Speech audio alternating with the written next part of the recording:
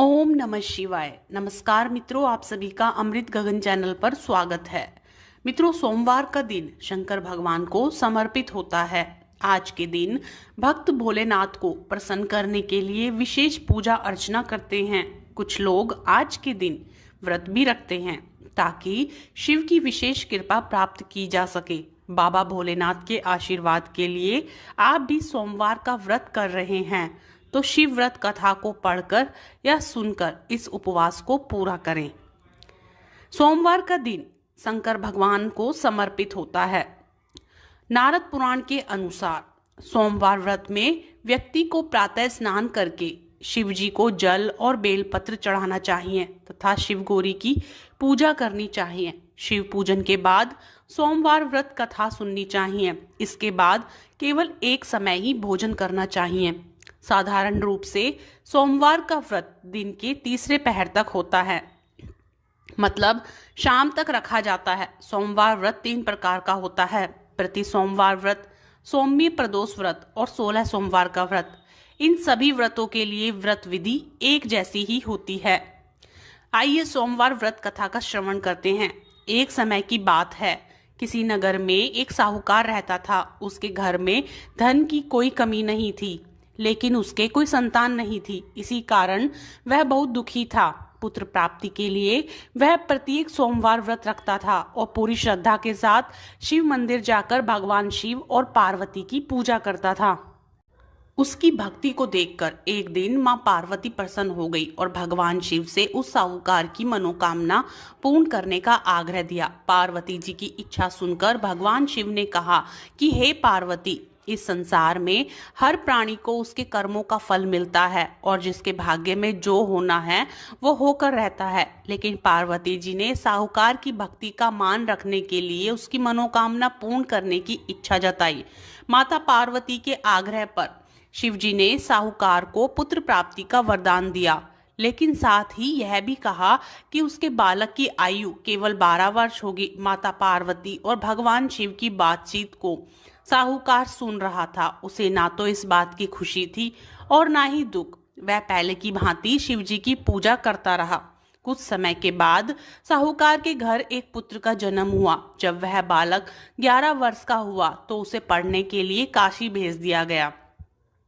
साहूकार ने पुत्र के मामा को बुलाकर उसे बहुत सारा धन दिया और कहा कि तुम इस बालक को काशी विद्या प्राप्ति के लिए ले जाओ और मार्ग में यज्ञ करना। जहां भी यज्ञ कराओ वहां ब्राह्मणों को भोजन कराते और दक्षिणा देते हुए जाना। दोनों मामा भांजे इसी तरह यज्ञ कराते और ब्राह्मणों को भोजन कराते, दान दक्षिणा देते काशी की ओर चल पड़े। रात में एक नगर पड़ा जहां नगर के राजा की कन्या का विवाह था, लेकिन जिस राजकुमार से उसका विवाह होने वाला था वह एक आंख से काना था। राजकुमार के पिता ने अपने पुत्र के काणे होने की बात छुपाने के लिए एक चाल सोची। साहूकार के पुत्र को देखकर उसके मन में एक विचार आया। उसने सोचा, क्यों न इस लड़के को दूल्हा बनाकर राजकुमारी से विवाह करा दूं।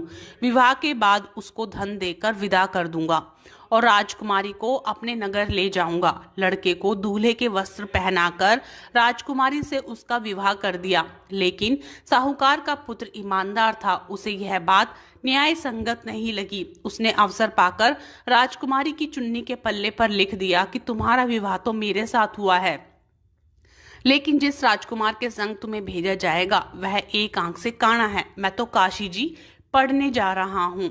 जब राजकुमारी ने चुन्नी पर यह बात लिखी पढ़ी तो उसने अपने माता पिता को यह बात बताई। राजा ने अपनी पुत्री को विदा नहीं किया, जिससे बारात वापस चली गई। दूसरी ओर साहूकार का लड़का और उसका मामा काशी पहुंचे। वहां जाकर उन्होंने यज्ञ किया।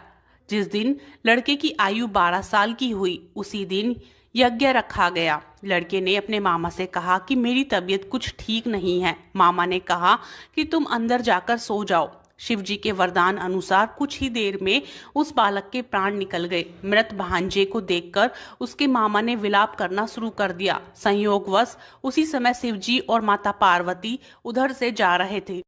पार्वती ने भगवान से कहा, स्वामी मुझे इसके रोने के स्वर सहन नहीं हो रहा, आप इस व्यक्ति के कष्ट को दूर करें।